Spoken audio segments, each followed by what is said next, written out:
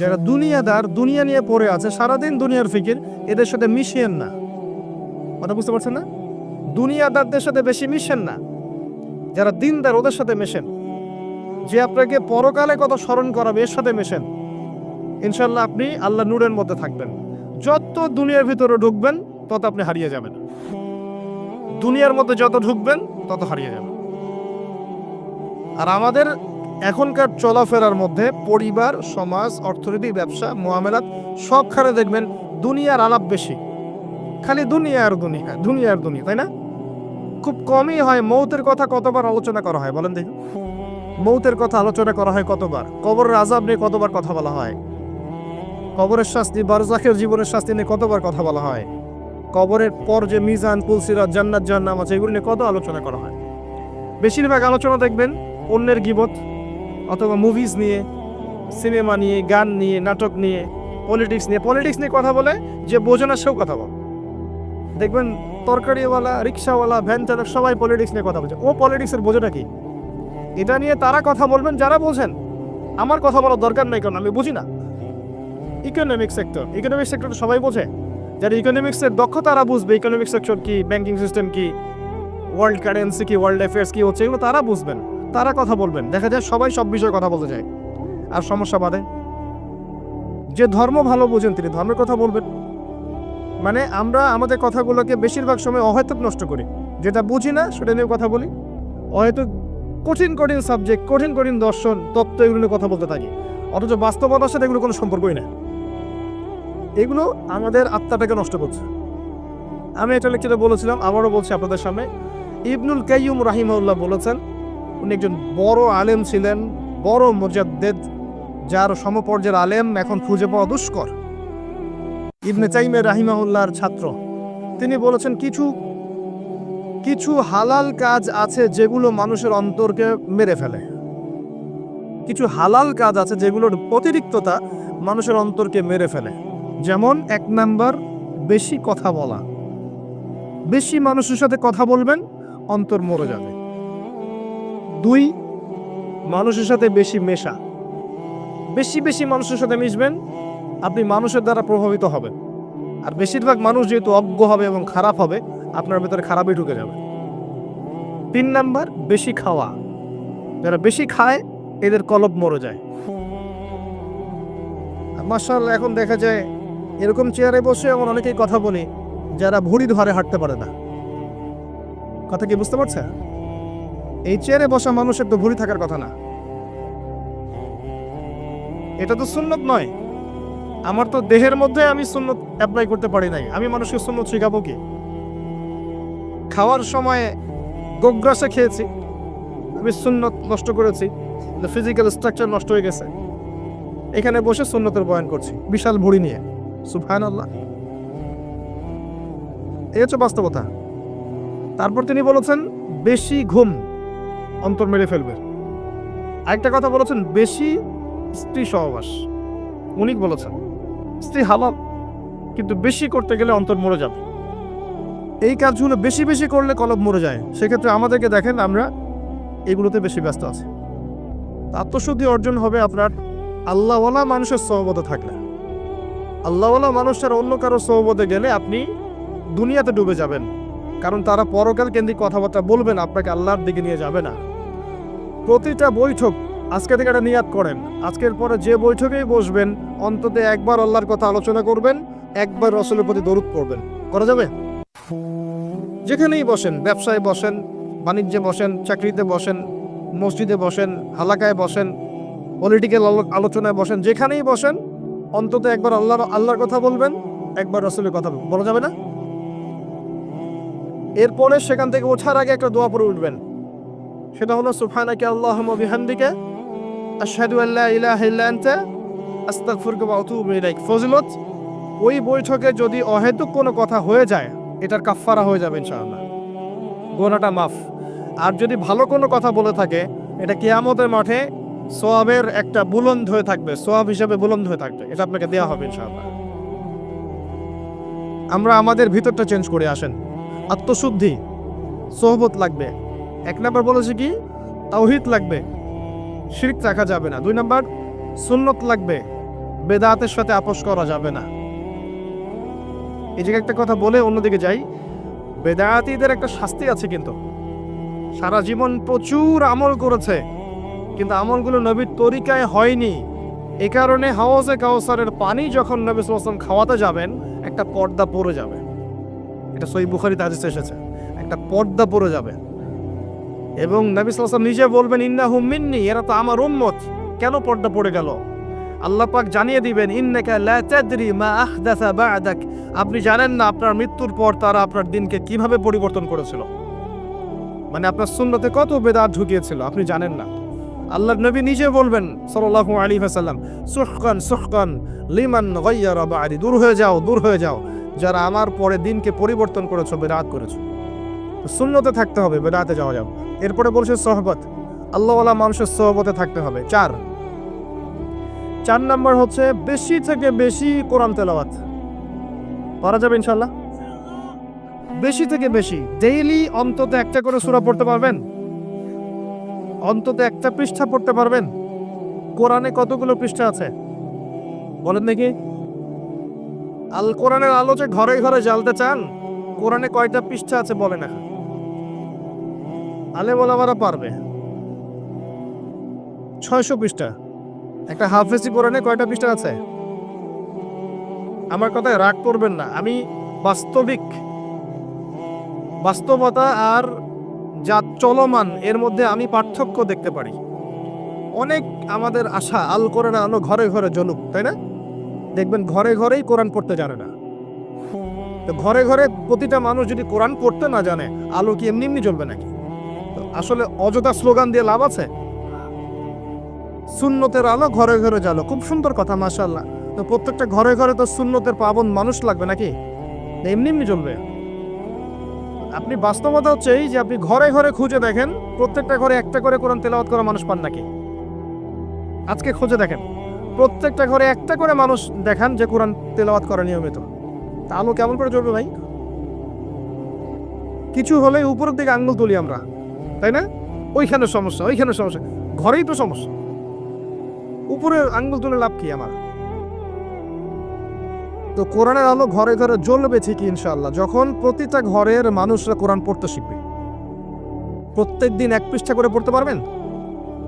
600 পৃষ্ঠার বই মানে প্রতি 20 পৃষ্ঠায় একটা করে পারা শেষ হয়েছে। যারা হাফেজ 20 পৃষ্ঠা পড়তে আধা ঘন্টাও লাগে না।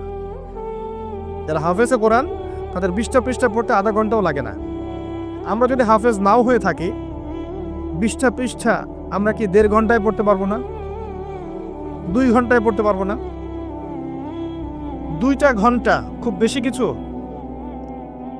2টা সিরিয়াল দেখতে আপনার 2 ঘন্টা চলে যায়, তাই না? এই যে মহিলারা সিরিয়াল দেখে না, দেখবো 2টা সিরিয়াল দেখতে 2 ঘন্টা চলে যাবে। একটা মুভিজ দেখতে 2 ঘন্টা। এখন তো সিরিয়াল লাগে না, আপনি তো লুডো খেলে 2 ঘন্টা নষ্ট করছেন, তাই না? মোবাইলে পাবজি খেলে 2 ঘন্টা নষ্ট করছেন। আপনি আরেকটা কি জানি গেমস আছে, ফ্রি ফায়ার, এটা খেলে 2 ঘন্টা নষ্ট করছেন। টিকটক করে নষ্ট করছেন সময়, অযথা স্ক্রল করছেন, নষ্ট করছেন, 2 ঘন্টা নষ্ট করছেন। সময় কে দিয়েছে আপনাকে? এই যে সময়টা নষ্ট করছেন আপনি, সময়টা কে দিয়েছে আপনাকে? এই সময়ের মালিকটা কে? আমি নিজে কি আমার হায়াতের মালিক? আমাকে কে অধিকার দিল 2 ঘন্টা নষ্ট করা? যে দিনের প্রতিটা কাজ কোরআন সুন্নাহ মতো করার চেষ্টা করছে, এখন সে ক্লান্ত হয়ে পড়েছে, এখন ঘুমাবে। এই ঘুমটার জন্য আল্লাহ পাক নেকি দিচ্ছে। দিনের জন্য আপনি চেষ্টা করছেন, নামাজ পড়ছেন, দিনের জ্ঞান অর্জন করছেন, সুন্নাহর মতো জীবনযাপন করছেন, এখন টায়ার্ড হয়ে গেছেন, ঘুমাবেন। এই ঘুমটার জন্য আপনি নেকি পাচ্ছেন। আল্লাহ পাক এত সুবিধা দিয়েছেন। ক্লান্ত হয়ে গেছেন, ক্ষুধার্ত, আপনি খাবেন, এই যে খাচ্ছেন, খাওয়ার জন্য নেকি পাচ্ছেন। আর কি চাই আমরা আসলে? এখন প্রবৃত্তির তাড়না আছে, একটা প্রবৃত্তির তাড়না আছে, স্ত্রীর কাছে যেতে হবে, গিয়েছেন, আপনি আপনার প্রবৃত্তির তাড়না মিটিয়েছেন, আপনি নেকি পাচ্ছেন। আর কি চাই আমরা মানুষ হিসেবে? এই সময়টাকে আল্লাহ পাক আমাকে এমনি এমনি দিয়েছেন, এই সময় মালিককে আমি নিজেই 2 ঘন্টা কেন নষ্ট করব এগুলো করে, যেগুলোর কোনো ফায়দা নাই? এমন কাজে যদি নষ্ট করতেন যেটাতে দিনের ফায়দা আছে, উপকার হতো, সেটা তো হচ্ছে না। 2 ঘন্টা সময় দেয়া যাবে কোরআনকে ইনশাআল্লাহ? আচ্ছা 1 ঘন্টা দিতে পারবেন? আল্লাহ পাক তৌফিক দান করুন। বেশি বেশি কোরআন তেলাওয়াত করবেন। কোরআনের কিছু অংশ মুখস্থ করার চেষ্টা করেন। কোরআন তেলাওয়াত করলে আপনি প্রত্যেক হরফে 10 নেকি পাবেন। কোরআন আপনার পক্ষে সুপারিশ করবে। পৃথিবীর শ্রেষ্ঠ মানুষদের মধ্যে আপনি একজন, যে নিজে কোরআন পড়ে এবং অন্যকে শেখায়। সূরা বাকারা, আলে ইমরান আপনার পক্ষে সুপারিশ করবে। সূরা মুলক আপনাকে কবরের আযাব থেকে বাঁচাবে। সূরা ইয়াসিন পড়েন, আপনার কোরআনের কলিজা, হাজত পূরণ হয়ে যাবে ইনশাআল্লাহ। সূরা ওয়াকিয়া করেন, আপনার দারিদ্রতা দূর হয়ে যাবে ইনশাআল্লাহ। সূরা ইখলাস পড়েন, অর্ধেক তিনবার পড়েন, ইনশাআল্লাহ কোরআন খতমের নেকি পাবেন। সূরা ফালাক, নাস পড়েন, আপনাকে আল্লাহ পাক দৃশ্য অদৃশ্যের সমস্ত বিপদ আপদ থেকে বাঁচাবেন ইনশাআল্লাহ। সূরা কাহফ পড়েন, আল্লাহ আপনাকে মাসিব থেকেও বাঁচাবেন ইনশাআল্লাহ। কোরআনকে সময় দেন, অর্থটা বোঝার চেষ্টা করেন, কিছু অংশ হেফজ করেন। যেমন সূরা বাকারার প্রথম 5টা আয়াত মুখস্থ করেন, সূরা বাকারার 255 নম্বর আয়াতটা মুখস্থ করেন, আয়াতুল কুরসি মুখস্থ করেন। সূরা বাকারার শেষের 3টা আয়াত মুখস্থ করেন, লিল্লাহি মা ফিস সামাওয়াতি থেকে ফানসুরনা আলাল কওমিল কাফিরিন পর্যন্ত মুখস্থ করেন। সূরা মুলক মুখস্থ করেন। সূরা কাহফের প্রথম 10 শেষ 10 আয়াত মুখস্থ করেন। সূরা আলে ইমরানের শেষের 10 আয়াত মুখস্থ করেন। সূরা আর রহমান মুখস্থ করেন। সূরা ইয়াসিন মুখস্থ করেন। ফালাক, নাস, ইখলাস, কাফিরুন এগুলো মুখস্থ করেন। পারবেন না? সারা জীবন কত বই পড়েছেন ভাই। ম্যাথামেটিক্সের সূত্র পড়েছেন, ফিজিক্সের, কেমিস্ট্রির, বায়োলজির কঠিন কঠিন টার্মস পড়েছেন, ইকোনমিক্স পড়ছেন, কঠিন সাবজেক্ট। অনেকে পলিটিক্যাল সায়েন্স পড়েন, কঠিন সাবজেক্ট। আইআরএ পড়েন, ইন্টারন্যাশনাল রিলেশনশিপস, কঠিন সাবজেক্ট। বিবিএ করছেন, এমবিএ করছেন, কত সাবজেক্ট পড়ছেন, মেডিকেল সায়েন্স পড়ছেন, দাঁত ভাঙা শব্দগুলো পড়ছেন, মুখস্থ করছেন। এক একটা ডেফিনেশন মুখস্থ করতে দাঁত ভেঙে যায়। কিন্তু কোরআনের এই 100-200 আয়াত মুখস্থ করার তৌফিক হবে না? যদি না হয়, কোরআন কি আমার পক্ষে আদৌ সাক্ষী দিবে? কোরআন ছাড়া আত্মশুদ্ধি সম্ভব নয়। বেশি বেশি কোরআন তেলাওয়াত করেন, বেশি থেকে বেশি। শোনেন, নবী সাল্লাল্লাহু আলাইহি ওয়াসাল্লাম বলেছেন, মানুষের অন্তরের মধ্যে পাপ করলে কালিমা পড়ে, দাগ পড়ে এবং দুর্গন্ধ বের হতে থাকে। নবীজি বলছেন, আমি কি তোমাদেরকে জানিয়ে দিব কোন কাজ তোমাদের কলবের মরিচাগুলো দূর করে দিবে? সাহাবীরা বললেন, ইয়া রাসূলুল্লাহ, জানিয়ে দিন আমাদেরকে। নবী সাল্লাল্লাহু আলাইহি ওয়াসাল্লাম বলছেন, দুটো কাজ তোমার কলবের মরিচা দূর করে দিবে। একটা হচ্ছে বেশি বেশি কোরআন তেলাওয়াত, আরেকটা হচ্ছে মৌতের স্মরণ। বলেন তো দুটো কি? আপনার কলবের মরিচা দূর করবে ইনশাআল্লাহ। কোরআন আপনি যদি অর্থটা বোঝার চেষ্টা করেন, দেখবেন আপনি আল্লাহর সাথে কথা বলছেন সরাসরি। আল্লাহ পাক আপনার সাথে কথা বলতে চান, একটা তো মাধ্যম লাগবে, লাগবে না? আল্লাহ কি সামনে এসে কথা বলবেন? এই যে মাধ্যম কোরআন দিয়েছেন, আল্লাহ বলছেন কথা, আপনি শুনেন কি বলছেন আল্লাহ পাক। আমার কথায় আপনার কি তাসির হবে? কার কথায় তাসির হবে আল্লাহর চাইতে বেশি?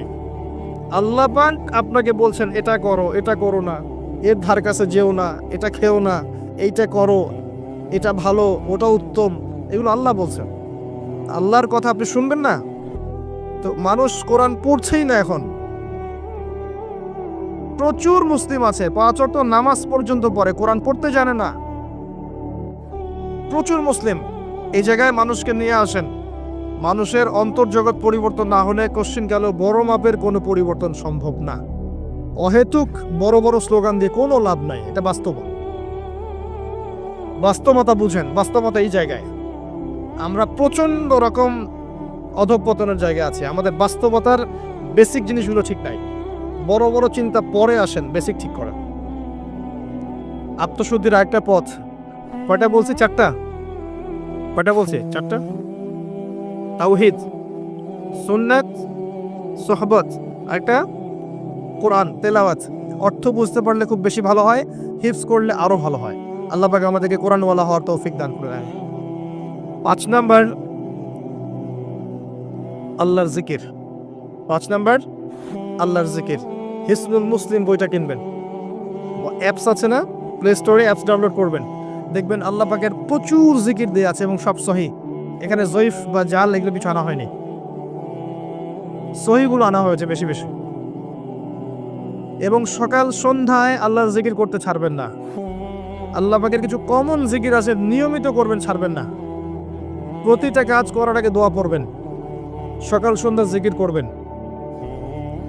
যুব সমাজ যদি ঘুমানোর দোয়া না জানে, এর চেয়ে ব্যর্থতার কিছু নাই। খালি এতটুকু জানে খাওয়ার আগে বিসমিল্লাহ বলতে হয়, শেষে আলহামদুলিল্লাহ বলতে হয়। অথচ বাথরুমে যাওয়া, বের হওয়া, খাওয়া, ওঠা, ঘুমানো, চলাফেরা, কত জিকির আছে, কত দোয়া আছে, এগুলো যদি ওরা না করে, না জানে, তাহলে আত্মশুদ্ধি অর্জন করতে পারবে না। কয়েকটা কমন বলে দিচ্ছি। ডেইলি প্রতিদিন 100 বার বলবেন সুবহানাল্লাহ। করা যাবে? কতক্ষণ সময় লাগবে? 5 মিনিটও লাগবে না। সুবহানাল্লাহ বলবেন আল্লাহকে ফিল করে। সুবহানাল্লাহ মানে আল্লাহ পবিত্র, আল্লাহ পবিত্র।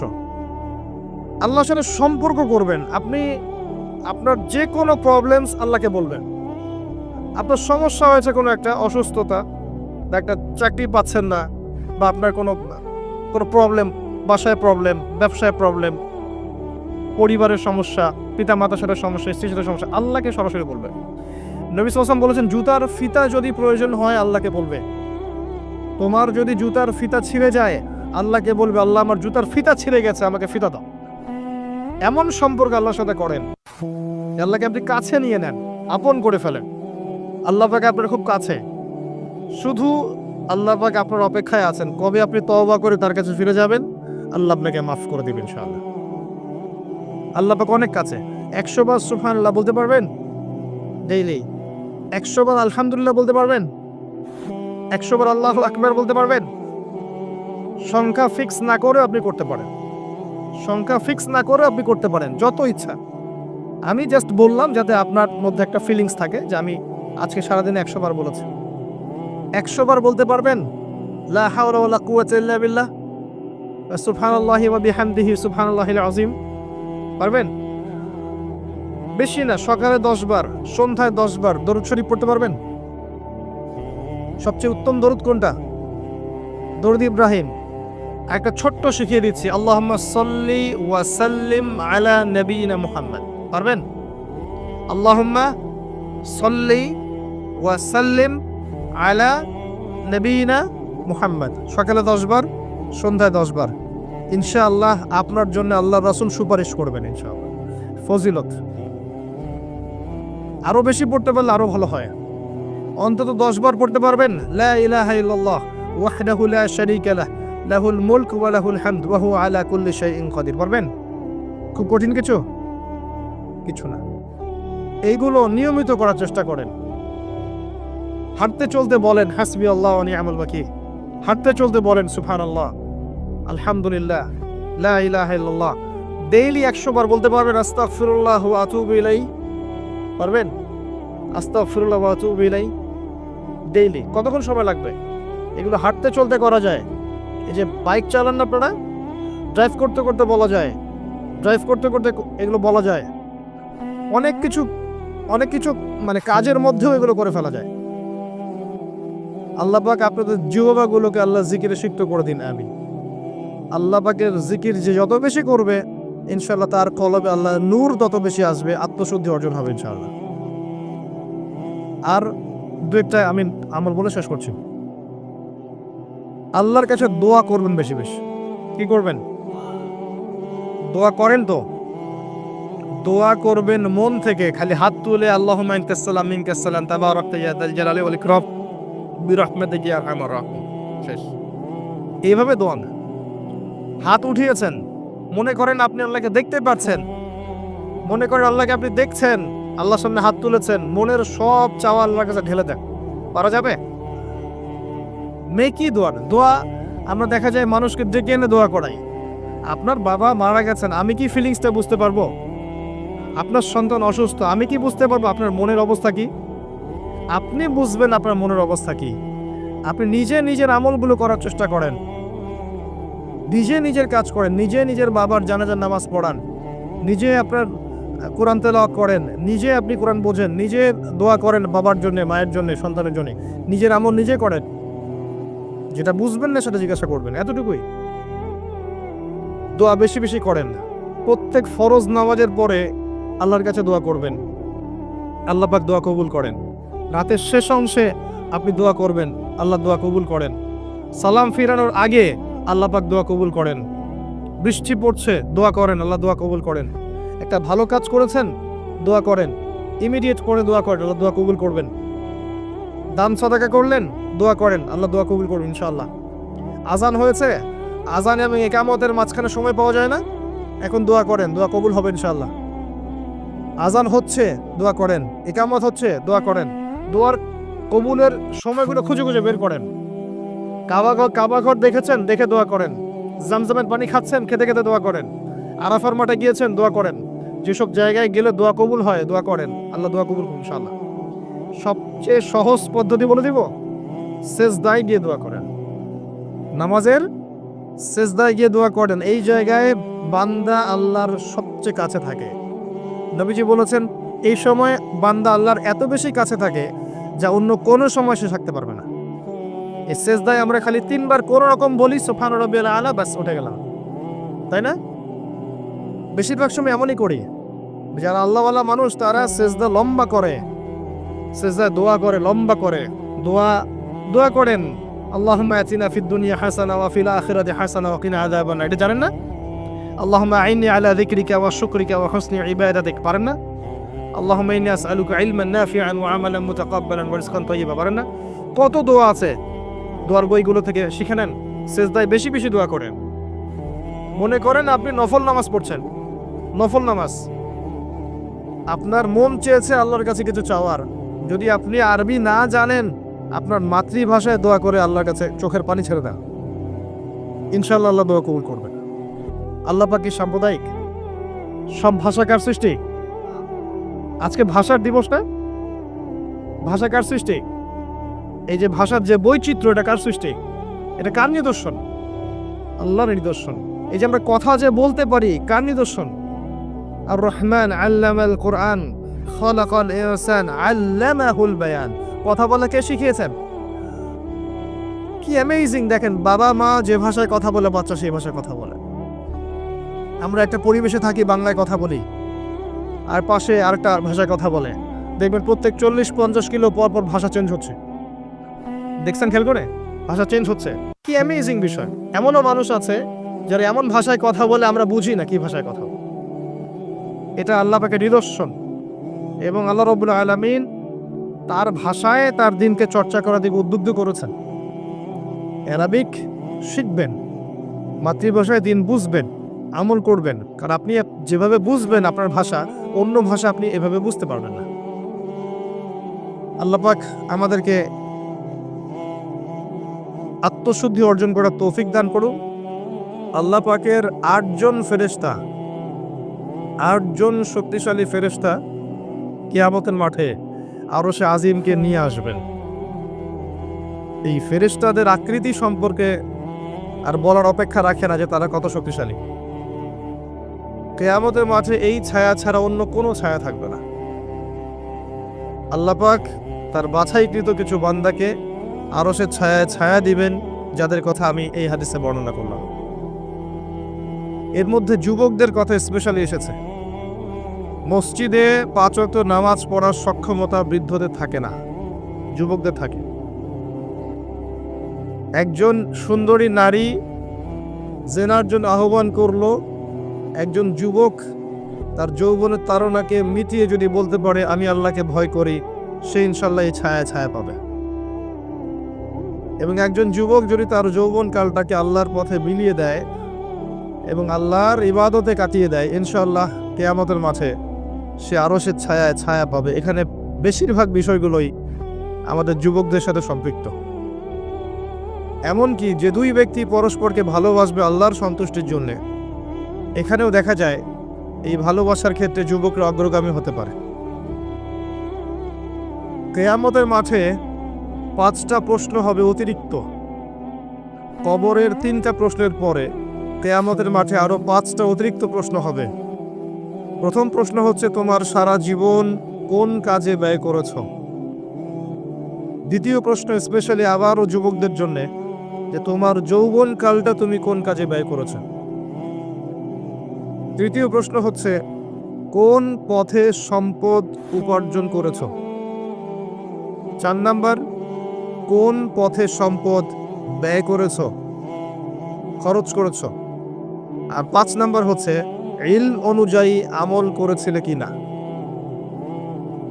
এই 5টা প্রশ্ন স্পেশালি কিয়ামতের মাঠে করা হবে প্রত্যেক ব্যক্তিকে। এর উত্তর না দেয়া পর্যন্ত কোনো মানুষ এক পা সামনে যেতে পারবে না, এক পা পিছনেও আসতে পারবে না। আমরা কি প্রস্তুত? তার আগে 3টা প্রশ্ন কবরের। শোয়ানোর সাথে সাথেই মানুষ যখন চলে যাবে, এই মাইয়েত মানুষের চলে যাওয়ার পায়ের খসখস শব্দ শুনতে পারবে। সায়েন্সকে জিজ্ঞাসা করেন এর ব্যাখ্যা কি? সায়েন্সের দৌড় শেষ। যে সায়েন্সকে আমরা বানিয়েছি এখন জ্ঞান অর্জনের প্রধান মাধ্যম। কোনো কিছু সায়েন্স যদি বলে সত্য, আমরা বলি হ্যাঁ সত্য, যদি বলে মিথ্যা, আমরা বলি মিথ্যা। ওকে জিজ্ঞাসা করেন যে কবরের আযাব কাকে বলে? সায়েন্সের দৌড় শেষ। জিজ্ঞাসা করেন রূহ কাকে বলে, আত্মা কাকে বলে? ওর দৌড় শেষ। ঘুম এবং স্বপ্নের সংজ্ঞা দাও, দৌড় শেষ। পরকালের জীবন সম্পর্কে প্রশ্ন করলে তো ওর প্যান্ট নষ্ট হয়ে যাবে।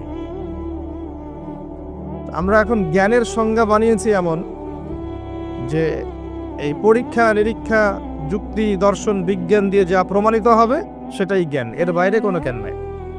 এটা একটা শিরকি দর্শন।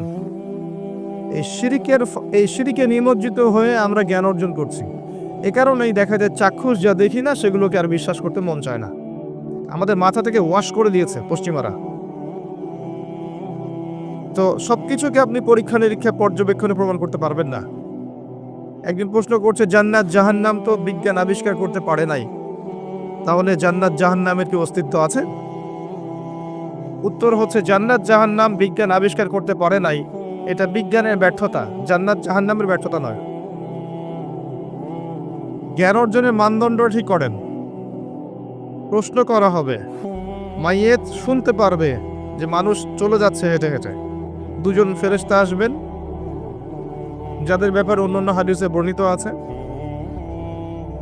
প্রথম প্রশ্ন করা হবে, তাকে উঠিয়ে বসানো হবে, মান রব্বুক, কে তোমার রব? পৃথিবীতে কেউ যদি শিরিক করে থাকে এবং শিরিকরত অবস্থায় মৃত্যুবরণ করে বিনা তওবায়, সে উত্তর দিতে পারবে না কে আমার রব। মান রব্বুক উত্তর তারাই দিতে পারবেন ইনশাআল্লাহ যারা পৃথিবীতে শিরিকবিহীন অবস্থায় মৃত্যুবরণ করবে। আর আমি অনেকদিন বলেছি মানুষের চিন্তার মধ্যে শিরক হয়, যেটাকে আকীদাগত শিরক বলে। আমলের মধ্যে শিরক হয়, মানুষের কথার মধ্যে শিরক হয়। বেসিক্যালি এই 3 পদ্ধতিতে শিরক হয়ে থাকে। যেমন কেউ বিশ্বাস করে যে আল্লাহ বলতে কেউ নাই, নাউযুবিল্লাহ। কেউ বিশ্বাস করে যে মহাবিশ্ব আল্লাহ সৃষ্টি করেননি, বিগ ব্যাং থেকেই সৃষ্টি হয়েছে। কেউ বিশ্বাস করে যে আল্লাহ আছেন, আরো অনেক ইলাহ আছে। কেউ বিশ্বাস করে আল্লাহ ছাড়া কেউ রোগ ভালো করতে পারে, কেউ সন্তান দিতে পারে, আল্লাহ ছাড়া কেউ আমাকে পরকালে পার করিয়ে দিবে। এরকম চিন্তা চেতনা কারো যদি থেকে থাকে, এটা হচ্ছে বিশ্বাসগত শিরক। আমি কি বোঝাতে পারছি? কিছু আছে কর্মগত শিরক, যেমন কেউ আল্লাহ ছাড়া অন্য কাউকে সেজদা করলো, আল্লাহ ছাড়া অন্য কারো নামে কসম করলো, আল্লাহ ছাড়া অন্য কারো কাছে সন্তান চাইলো, আল্লাহ ছাড়া অন্য কারো কাছে দোয়া করলো, আল্লাহ ছাড়া অন্য কারো নামে নজর মানত করলো, আল্লাহ ছাড়া অন্য কারো নামে শপথ করলো এবং কুরবানি করলো। কুরবানি আল্লাহ রাব্বুল আলামিনের হালালকে হারাম করে দিল, আল্লাহর হারামকে হালাল করে নিল। তাকদীর, আল্লাহর তাকদীর ভাগ্যকে অস্বীকার করলো। এমনকি আল্লাহর দ্বীনের জ্ঞান অর্জন করলো দুনিয়া পাওয়ার আশায়। নামাজ পড়লো মানুষকে দেখানোর জন্যে, যাকাত দিচ্ছে, সাদাকা করছে মানুষের বাহবা পাওয়ার জন্যে। মানুষ অনেক বড় আলেম, মুফাসসির বলবে, মুহাদ্দিস বলবে, শায়েখ বলবে, এই জন্যে দ্বীনের প্রচার করছে, দুনিয়ার স্বার্থে দ্বীনের জ্ঞান অর্জন করেছে। এগুলো সবই শিরকের অন্তর্ভুক্ত, কর্মগত শিরক। আবার কিছু আছে কথার মধ্যে শিরক, যেমন কেমন আছেন, আপনার দোয়ায় ভালো আছে। কেমন আছেন? আপনার দয়ে ভালো আছে। আপনার মায়ের কি অবস্থা? মায়ের অবস্থা ভালো। ডাক্তারটা সময় মতো না আসলে মাকে বাঁচানো যেত না। যাত্রা কেমন ছিল? জার্নি খুব ভালো ছিল, ড্রাইভার অনেক ভালো ছিল। ড্রাইভারের দক্ষতায় অ্যাক্সিডেন্ট থেকে নিশ্চিত অ্যাক্সিডেন্ট থেকে বেঁচে গেছে।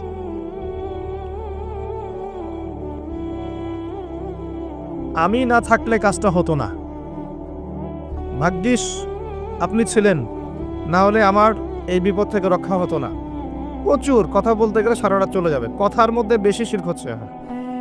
এমনকি অনেক গানের লিরিক্স দেখবেন, তোমাকে ছাড়া বাঁচবো না, তুমি আমার জীবন, তুমি আমার মরণ, এ ধরনের কথা আছে না? আসমান জমিন চন্দ্র সূর্য সব তোমার, তোমার জন্য চাঁদ নিয়ে এসে দিব, চাঁদে বাড়ি বানাবো, কত কথা। এই শিরক এবং তাওহীদ আগে শেখেন। শেখার পরে আপনি উপন্যাস পড়বেন, কবিতা পড়বেন, গানের লিরিক্সগুলো পড়বেন, দেখবেন যে শিরক দিয়ে ভর্তি। এমনি এমনি আল্লাহ পাক বিষয়গুলোকে হারাম করেন না। এখানে শিরক আছে, অনেক ক্ষেত্রে কুফরি কথা আছে, অনেক ক্ষেত্রে আবার ভক্তি প্রদর্শন করতে গিয়ে অতি ভক্তি হয়ে যাচ্ছে।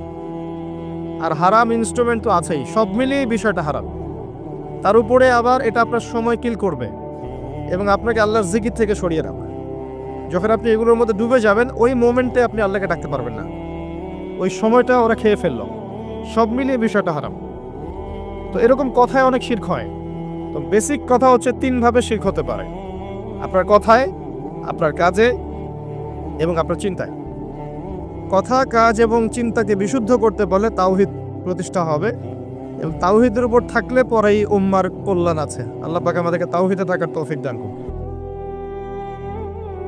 যারা শিরক মুক্ত অবস্থায় কবরে চলে যাবে ইনশাআল্লাহ, তারা উত্তর দিতে পারবে যে রব্বি আল্লাহ, আমার রব হচ্ছেন আল্লাহ।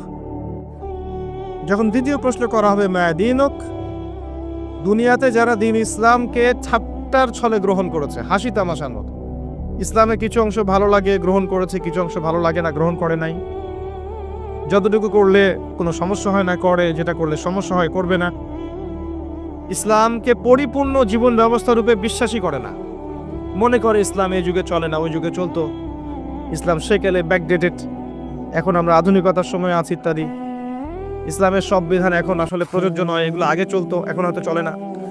যদি ইসলাম সম্পর্কে এমন ধারণা থাকে মানুষের, সে উত্তর দিতে পারবে না যে মা দীনুক, তোমার দিন কি। যারা পরিপূর্ণরূপে ইসলামকে গ্রহণ করেছে মননে, ইসলাম একমাত্র জীবন ব্যবস্থা যেটা আল্লাহর কাছে গ্রহণীয় এবং এখানে প্রত্যেকটা বিষয়ের সমাধান আছে। হ্যাঁ, আমি হয়তো আমল করতে পারছি না বা বাস্তবায়ন করতে পারছি না, কিন্তু আছে ইসলামের মতো, এই আকীদা ঠিক আছে। আমল আপনি করতে পারবেনও না। এখন যে যুগ চলছে, এই যুগে আপনি পরিপূর্ণ ইসলাম পালন করতে পারবেন না। বড় গলায় বলে আসলে লাভ নেই, খুব বড় গলায় বলে লাভ নাই যে আমরা সবাই পরিপূর্ণ মুসলিম। যদি এটাই সত্য হতো তাহলে আমাদের আজকে অবস্থা হতো না। নাসুল্লাহ ফানাসিয়াহুম, তারা আল্লাহকে ভুলে গেছে, আল্লাহ তাদেরকে ভুলে গেছে। অনেক আয়াত আছে, আমি আস্তে আস্তে ওইদিকে যাব। আজকে আমাদের যে অবস্থা পুরো বৈশ্বিক প্রেক্ষাপটে, এর পিছনে আমরা দায়ী। মূলত আমরা ছাড়া দ্বিতীয় কেউ দায়ী নয়। শত্রু, ইসলামের শত্রু যারা, তারা তো শত্রুতা করবেই, তাদেরকে দোষ দেওয়ার তো দরকার নাই। যে আপনার শত্রু, সে শত্রুতা করবে, সিম্পল। আমরা আমাদের কাজের কারণে যখন ওদেরকে সুযোগ করে দিয়েছি, তখন আমরা সবচেয়ে বড় অপরাধী। আলাইকুম আনফুসাকুম, আল্লাহ পাক বলেছেন তোমরা নিজেরা নিজের নফসের আগে খবর নাও, নিজের নফসকে ঠিক করো। লা ইয়াদুররুকুম মান দাল্লা, যারা পথভ্রষ্ট হয়ে যাবে, এদের পথভ্রষ্ট তোমাদের কোনো ক্ষতি করবে না। ইন ইহতাদাইতুম, যদি তোমরা হেদায়েতের উপর থাকো, যদি তোমরা পরিপূর্ণ হেদায়েতের উপর থাকো, তাহলে যারা পথভ্রষ্ট হয়ে যাচ্ছে বা গেছে, এদের পথভ্রষ্টতা তোমাদের কোনো ক্ষতি করবে না। ইলাল্লাহি মারজিউকুম জামিআন, তোমরা সবাই একসময় আল্লাহর কাছে ফিরে যাবে। ফায়ুনাব্বিউকুম বিমা কুনতুম তা'মালুন, আল্লাহ পাক জানিয়ে দিবেন তখন তোমরা কি করেছে। এই আয়াতের মধ্যে সব কারণ এবং ওষুধ দেয়া আছে, সিচুয়েশনের কারণ দেয়া আছে, যে আমরা নিজেদের ফিকির করা বাদ দিয়েছি, সবসময় অন্যের ফিকির করি, অন্যের সংস্কার, অন্যের ইসলাহ, অন্যের দোষ ধরা, অন্যকে উন্নতি অগ্রগতি প্রগতি এগুলো চিন্তা করি, নিজের বেলায় খবর নাই। প্রথম কারণ আমাদের আত্মশুদ্ধি নাই। প্রথম মেজর কারণ আত্মশুদ্ধি নাই। আমি যে বলছি আমারও নাই। বড় গলায় কথা বলা সহজ, বাস্তবতা হচ্ছে এই আমরা প্রত্যেকেই অপরাধী। বক্তা, শ্রোতা, আলেম, জালেম যত মানুষ আছে আমাদের এখানে চারপাশে সবাই পাপী, সবাই অপরাধী এবং প্রত্যেকেই যার যার দায়িত্ব অবহেলা করেছি। আলাইকুম আনফুসাকুম, তোমরা আগে নিজেদের নফস ঠিক করো। যারা পথভ্রষ্ট হয়ে গেছে ওদের পথভ্রষ্টতা তোমাদের কোনো ক্ষতি করবে না। আগে নিজে ঠিক হও। আমরা দেখবেন সবসময় মানুষের সংস্কারের চেষ্টা করি, মানুষের ভালো, মানুষের কল্যাণ, মানুষকে পথ দেখাতে চাই, নিজেই পথ পাই না। এটা বাস্তবতা। দেখবেন পৃথিবীতে মুসলিমদের যতগুলো কান্ট্রি আছে, যত সামরিক বাহিনী আছে, যত অস্ত্র আছে, যত সম্পদ আছে, যত জনবল আছে, এটা পৃথিবীর অন্য কোনো জাতির নাই, কোনো জাতির নাই। নাই খ্রিস্টানদের, না মুশরিকদের, কারো নাই। মরক্কো থেকে নিয়ে দেখবেন ইন্দোনেশিয়া পর্যন্ত পুরো চেইন, মনে হবে একটা চেইন রাষ্ট্র, সব মুসলিমদের, সবাই মুসলিম। মাঝখানে একটা রাষ্ট্র, ওই একটা রাষ্ট্রই সবকে ধুয়ে রেখেছে, ছেড়ে দিয়েছে। এটা কি মেনে নেওয়া যায়? এটা কি বাস্তব? একটা শত্রু 100টা, মানে 100 জন জনবলকে পরাজিত করতে পারে? পারে না। পারলো কেমন করে? ওই যে আলাইকুম আনফুসাকুম নাই, নিজেদের নফসের খবর নাই। আমরা সুদ খাই, আমরা সুদ খাই। আমাদের ছেলেমেয়েরা জানা করছে, আমাদের ছেলেমেয়েরা, আমাদের যুব সমাজ দেখবেন পর্ণাসক্ত, গার্লফ্রেন্ডের পিছনে সময় নষ্ট করছে। আমাদের যুব সমাজ, ঠিক বলুন না? আপনি ঠিক বললেও ঠিক, না বললেও ঠিক। আর আমি ঠিক বেঠিক বক্তা নয়, কোনোদিন আমাকে শোনেন নাই ওয়াজ মাহফিলে বলতে, বলেন ঠিক না বেঠিক। আমি বলবো কি জন্য ঠিক না বেঠিক? যেটা ঠিক সেটা তো ঠিকই, আর যেটা বেঠিক সেটা বেঠিক। আপনি বললেই সেটা ঠিক হবে না তো, আপনি বেঠিক বললেও তো বেঠিক হবে না। সেটা ঠিক, সেটা ঠিক থাকবেই। যদি সব মানুষ বলে সুদ হারাম, সব মানুষ যদি বলে সুদ হালাল, সুদ কি হালাল হয়ে যাবে? সবাই যদি বলে মদ হালাল, হালাল হয়ে যাবে? হবে না। পর্দা, আমরা বলছি পর্দা ফরজ, আর বেশিরভাগ মানুষ যদি বলে পর্দা করার দরকার নাই, পর্দা শেখের প্রথা, তাহলে কি পর্দা হারাম হয়ে যাবে? আল্লাহ যা বলবেন সেটাই ঠিক, রাসূল যা বলবেন সেটাই ঠিক, এর বাইরে কোনো ঠিক বেঠিক নাই। যে কথাটা বলছিলাম, দেখবেন আমরা মুসলিমরা সুদ খাই, আমরাই সুদ খাই। একজন মনে করেন নন মুসলিম, সে সুদ খাচ্ছে, ধরেন খ্রিস্টান সুদ খাচ্ছে, ওদের সাথে আমাদের কি সম্পর্ক? ওদের কিতাবের মধ্যে তো সুদের এত ভয়াবহতা নাই, ওদের হাদিসের মধ্যে তো এত সুদ সম্পর্কে বিস্তারিত বলা নাই, এবং তারা তো মুহাম্মদ সাল্লাল্লাহু আলাইহি ওয়াসাল্লামকে স্বীকারও করে নাই। তারা তো প্রকাশ্যে আমাদের শত্রুতা করছে। ওদের কথা বাদ দেন, মুসলিমরা সুদ খাচ্ছে কেন? উত্তর, কোন উত্তর নেই। উত্তর যে নিজের নফস নষ্ট হয়ে গেছে, দুনিয়া, পরকাল ভুলে গেছে। বাল তুসিরুনাল হায়াতাদ দুনিয়া, কিন্তু আল্লাহ বলেছে ওয়াল আখিরাতু খায়রু ওয়া আবকা। মুসলিমরা মদ খাচ্ছে না? এমন মুসলিম জেনারেশন আছে না এখন, এই যে আমাদের ইয়াং জেনারেশন, এদের ম্যাক্সিমাম দেখবেন মাদকাসক্ত। মাদকাসক্ত বলতে বোঝাচ্ছি মিনিমাম স্মোক করে, এটাও তো মাদক। এখান থেকে শুরু হয় ইয়াবা পর্যন্ত যায়, এবং এদের মধ্যে বেশিরভাগই দেখবেন জেনারেল শিক্ষিত। মাদ্রাসার ছেলেপেলে কিন্তু এত বেশি এডিক্টেড না, খুব কম, হয়তো 1%ও হবে না, 2%ও হবে না। তাহলে কি শিক্ষা দিচ্ছি আমরা এখানে? মাদ্রাসার দিকে যে আঙ্গুল তুলছি মাঝে মাঝে, এখানে কি শিক্ষা দিচ্ছি? কলেজ ইউনিভার্সিটি তো আমরাও পড়েছি।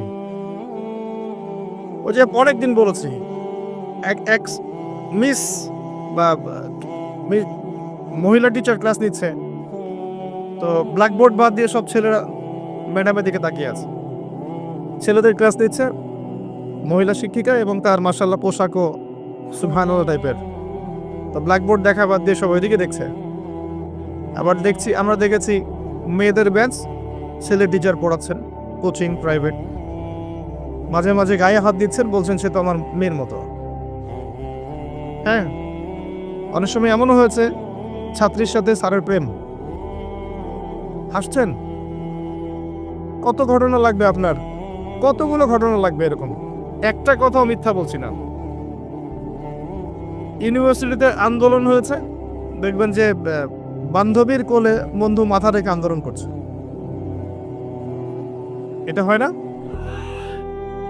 অনেক ক্ষেত্রে এমন হয়েছে যে এই ছেলে আর মেয়ে একসাথে পড়াশোনা করছে, এই পড়াশোনা করতে করতেই দেখবেন এক পর্যায়ে প্রেমের পরে আস্তে আস্তে সম্পর্ক গভীর হয়, পিতামাতার অমতেই অনেক ঘটনা ঘটে ফেলে। এরপরে দেখবেন একসময় ব্রেকআপ হয়ে যায়, তারপরে এই ছেলে হয় আত্মহত্যা করে অথবা মাদকের কাছে যায় ওখানে প্রশান্তি খোঁজার জন্য, যেহেতু এখানে একটা বড় ছাকা খেয়েছে। তারপরে যাবে মাদক থেকে মিউজিক, তারপরে গুন্ডামি করবে, মাস্তানি করবে, পড়াশোনা শেষ, লাইফটা ক্র্যাশ। প্রথমে একটা মেয়েকে দেখে ক্রাশ হওয়ার পরে পুরো লাইফটাই তার ক্র্যাশ হয়ে গেল। তো এই সুযোগটা কারা তৈরি করে দিল যে সবাই একসাথে পড়াশোনা করবে? এরা যতটা না দায়ী, সিস্টেম তার চেয়ে বেশি দায়ী। যদি এমন হতো ছেলেরা ছেলেদের জায়গায় ছেলে টিচার, মেয়েরা মেয়েদের জায়গায় মেয়ে টিচার, কোনো সমস্যা ছিল? উন্মুক্ত করে দিলেই সমস্যা হচ্ছে। তো মুসলিমরা উন্মুক্ত করছি, আমরা মুসলিমরা উন্মুক্ত করছি, এবং এখানে যদি কেউ হিজাব বা ইসলাম মেনে চলতে চায় তাকে অনুৎসাহিত করছে। সরাসরি হয়তো বলছি না, কিন্তু তার সাথে এমন আচরণ করছে যে তাকে ডিসকারেজ করা হচ্ছে, তাকে উৎসাহিত করা হচ্ছে না, তাকে মনস্তাত্ত্বিকভাবে আক্রমণ করা হচ্ছে। এবং অসংখ্য ঘটনা ঘটছে জেনার এবং ধর্ষণের এই ফ্রি মিক্সিংয়ের কারণে। স্কুল থেকে শুরু করে কলেজ থেকে আপনার বিশ্ববিদ্যালয় থেকে শুরু করে দেখবেন অফিস আদালত, প্রতিটা জায়গাতেই ফ্রি মিক্সিং। এটা সমাজের কাঠামোটা ভেঙে দিয়েছে। এটা আমরা মুসলিমরা করেছি, অমুসলিমরা করে দেয়নি। আলাইকুম আনফুসাকুম, নিজের দিকে দেখেন আগে, নিজের চরকায় তেল দেন, আমাদেরকে দেখেন। আমরা সুদ খেয়েছি, আমরা মাদক খেয়েছি, আমরা ফ্রি মিক্সিং অনুমোদন দিয়েছি, আমরা এই ফ্যামিলিস্ট রেভলিউশন করেছি। মেয়েদেরকে আমরা বাইরে বের করে এনেছি, পোশাক চেঞ্জ করে দিয়েছি, ছেলের পোশাক মেয়ে, মেয়ের পোশাক ছেলে। এবার এভাবে সমাজ চলছে। এর উপর আবার পর্নোগ্রাফি আছে, ভিতরে পর্ন দেখে যুব সমাজ, যুবতীরা সবাই দেখে, আর বাইরে বের হয়ে স্যুট প্যান্ট টাই পরে ঘুরে মনে করে আমি খুব ভালো মানুষ। বাইরের চরিত্রটা আসল রূপ নয়। এভাবে চলছে। এই কাজগুলো কিন্তু আমরা করছি। আমি নিজেদের কথা বলবো আজকে, বাইরের কারো কথা বলবো না। শুধু আমাদের দিকে দেখেন, শুধু মুসলিমদের দিকে দেখেন।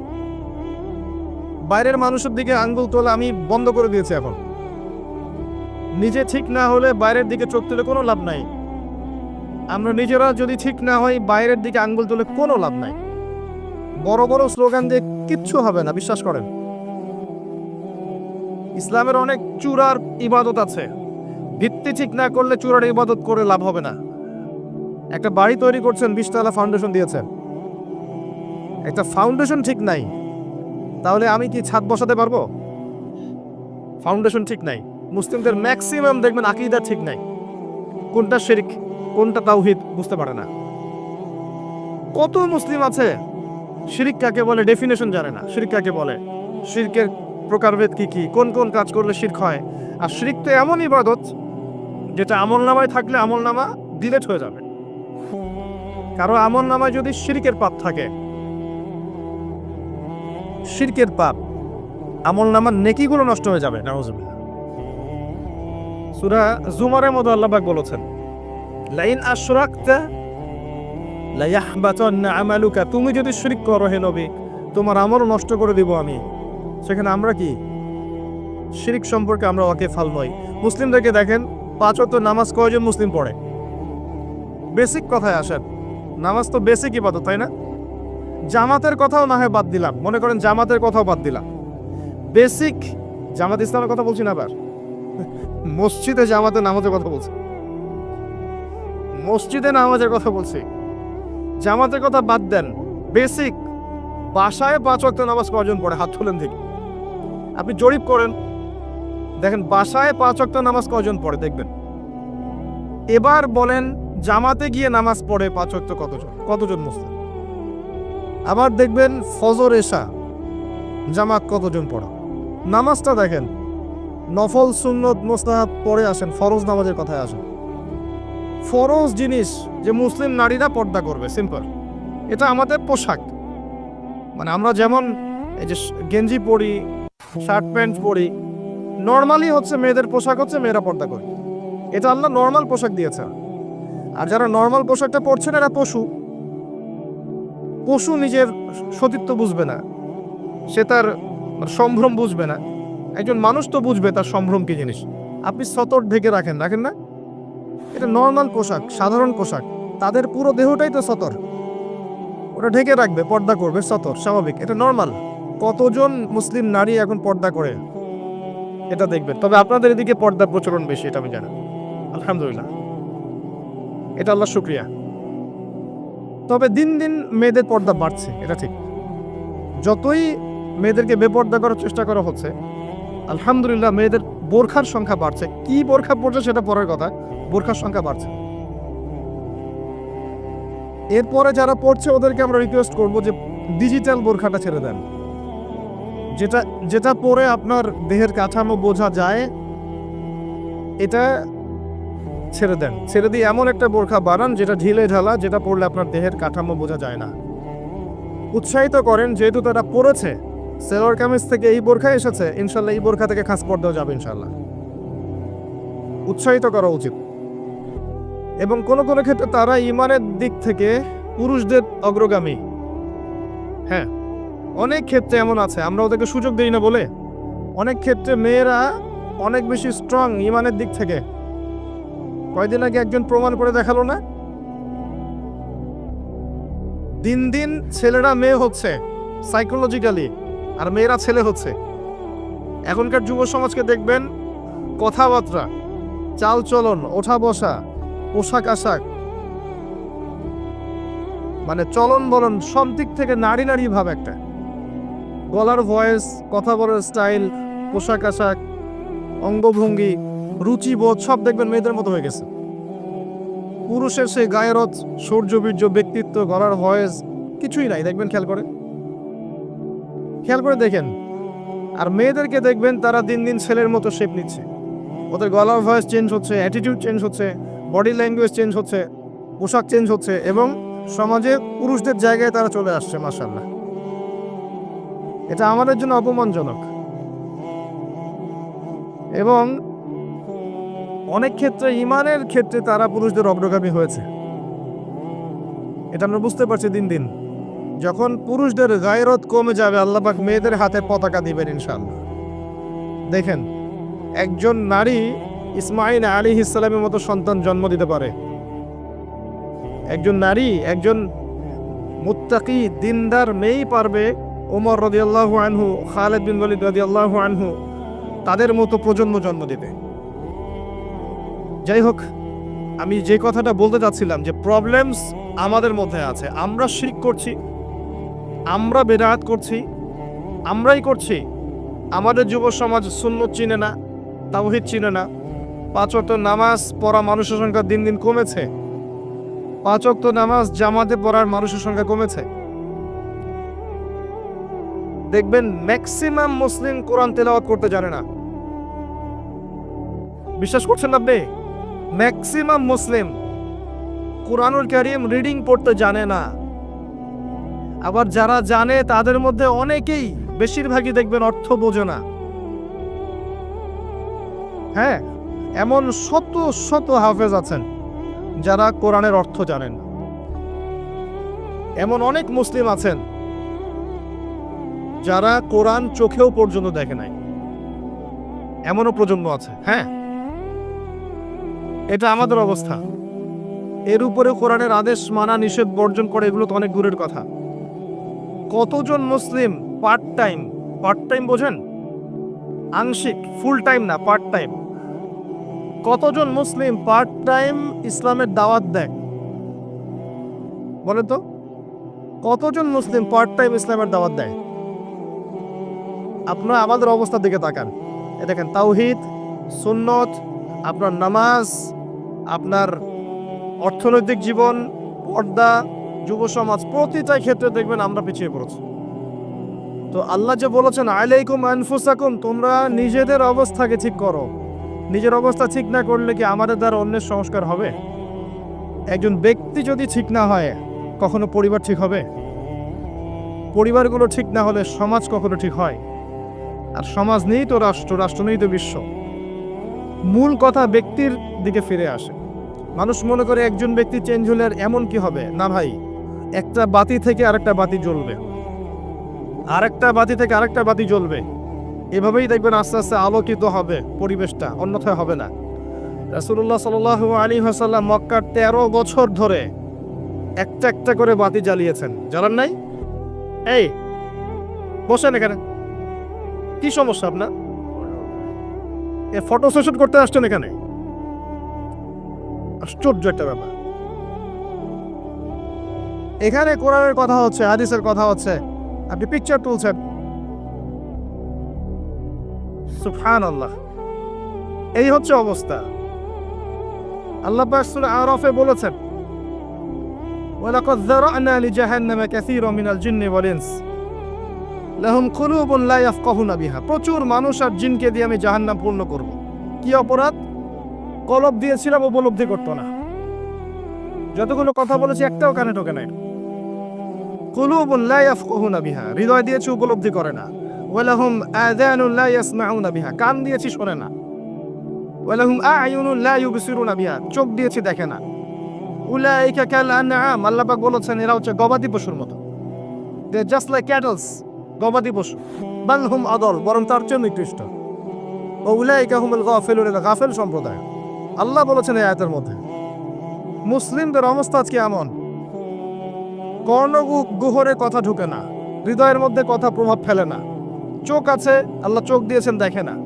সারা দিন লৌকিকতা নিয়ে ব্যস্ত হয়ে আছে, বেসিক কোনো কাজই নাই। আমি বেসিকের কথা বলেছি না, 5 ওয়াক্ত সালাত। আপনি জরিপ করে দেখেন কতজন মানুষ নামাজ পড়ে, কতজন মুসলিম কোরআন তেলাওয়াত করতে পারে, জরিপ করে দেখেন। জরিপ করে দেখেন সুদ ছাড়া কতজন মানুষ চলছে, কয়জন মানুষের পরিবারে হালাল রিজিক যাচ্ছে, কতজন পরিবার, মুসলিম পরিবারের মেয়েরা পর্দা করে, কতটা মুসলিম পরিবারের ছেলেরা ওযুর ফরজ কয়টা সেটা জানে। বিবিএ, এমবিএ, ডক্টরেট সব করে শেষ করে ফেলেছে, ওযুর ফরজ কয়টা বলতে পারবে না, নামাজের ওয়াজিব কয়টা, ফরজ কয়টা, আহকাম আরকাম কিছুই বলতে পারবে না, যাকাত দিতে হয় কিভাবে, নিসাব সেটাও বলতে পারবে না। এই মুসলিমদেরই অবস্থা। বড় বড় স্বপ্ন দেখছেন, দিন কায়েম, জিহাদ, খেলাফত, কিচ্ছু সম্ভব না এখন মুসলিমদের দ্বারা। এগুলোর কিছু সম্ভব না, এই প্রজন্ম দ্বারা অন্তত পক্ষে সম্ভব না। আল্লাহ পাক এমন প্রজন্ম নিয়ে আসবেন ইনশাল্লাহ, যারা এমন গবাদি পশু হবে না, তাদের হাতে আল্লাহ পাকে দায়িত্বগুলো দিবেন ইনশাআল্লাহ। আমাদের দ্বারা এগুলো হবে না। আমরা এখন যে হালতে আছি, এই হালতে আমাদের পক্ষে সম্ভব না। আল্লাহ রাব্বুল আলামিন কোরআনে বলেছেন, ওয়াইন তাতাওয়াল্লাউ ইয়াস্তাবদিল কওমান গায়রাকুম, তোমরা যদি দায়িত্ব পালন করতে না পারো, তোমরা যদি তোমাদের উপর অর্পিত দায়িত্ব পালন না করো, আল্লাহ পাক অন্য কওমকে তোমাদের জায়গায় নিয়ে আসবেন। সুম্মা লা ইয়াকুনু আমসালাকুম, এরা তোমাদের মতো এরকম অপদার্থ হবে না। সুম্মা লা ইয়াকুনু আমসালাকুম, এরা তোমাদের মতো অপদার্থ হবে না। দিনের বেসিক ঠিক নাই ভাই, আমাদের দিনের বেসিক জিনিস ঠিক নাই, আমাদের কারো পরিবারের আদর্শ ঠিক নাই। আমরা মনে করছি যে আমাদের পরিবারগুলো সব জান্নাতের টুকরা, প্রত্যেকটাই জাহান্নামের টুকরা, ইল্লা মাশাআল্লাহ। আর যারা সঠিক দিনের উপর আছে, এদের সংখ্যা নিতান্তই নগণ্য। ম্যাক্সিমাম ক্ষেত্রে দেখবেন অর্থনীতির ক্ষেত্রে আমাদের হালাল হারামের বালাই নাই। সুদে ভর্তি, ঘুষে ভর্তি, দুর্নীতিতে ভর্তি, আত্মসাতে ভর্তি। আমাদের ইকোনমিক সিস্টেমও ঠিক নাই। সোশ্যালি আমাদের বন্ধন ভেঙে গেছে, খেয়াল করে দেখবেন। আত্মীয়তার সম্পর্ক নষ্ট হয়ে যাচ্ছে, ভাই ভাইকে হত্যা করছে, বাবা মাকে সম্মান করছে না, ছেলেরা বৃদ্ধাশ্রমে রাখছে, লাইভে এসে আত্মহত্যা করে যায়। কি অবস্থা একটা সমাজের! আত্মীয়তার সম্পর্ক ঠিক নাই, প্রতিবেশীর হক ঠিক নাই, বোনকে সম্পত্তির অধিকার দেয় না, কিছুই ঠিক নাই।